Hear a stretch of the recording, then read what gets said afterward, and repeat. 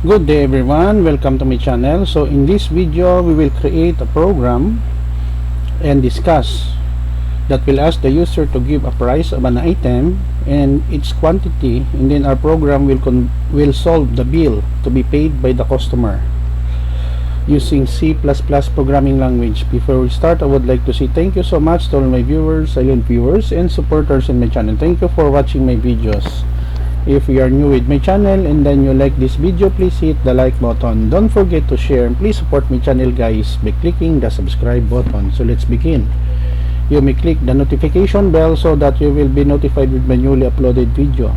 So let's begin. We have here sharp include.io stream for input output. So this library file in C++ will allow us to use basic commands in C++. Without these commands, virtually we cannot write a program in C++. Next line will be sharp include.io manip input output manipulator. We will be using this library file for 2 decimal places in our program later. Using namespace std int main, it is the starting and ending point of every C++ program. We have here left begin int quantity integer.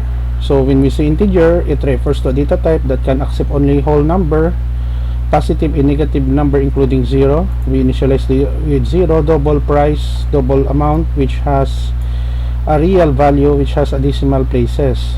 Console out to new line, bill solver in C++, new line here, the title of our program.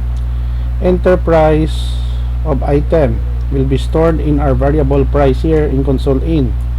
Enter quantity, and then we have here solving the bill here. Amount equals, we simply multiply the price in its quantity.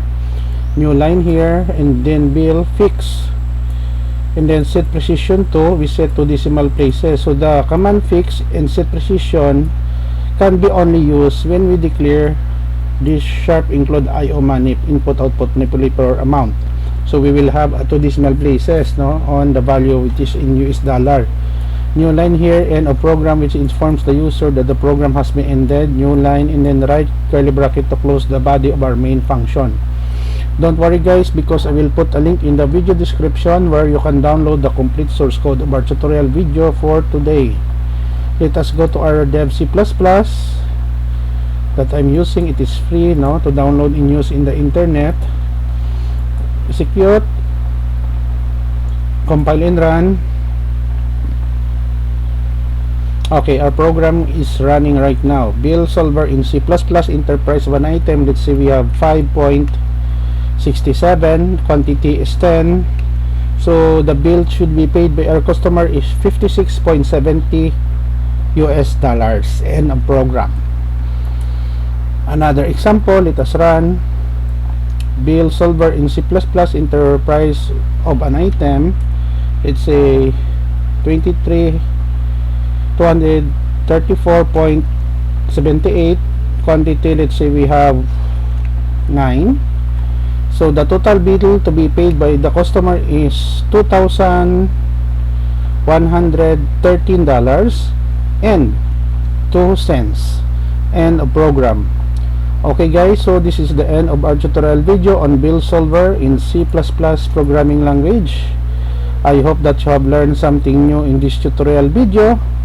Don't forget to like, share, and please support my channel guys if you are new by clicking the subscribe button. See you in the next video tutorial guys. This is your friend Jake saying bye bye for now.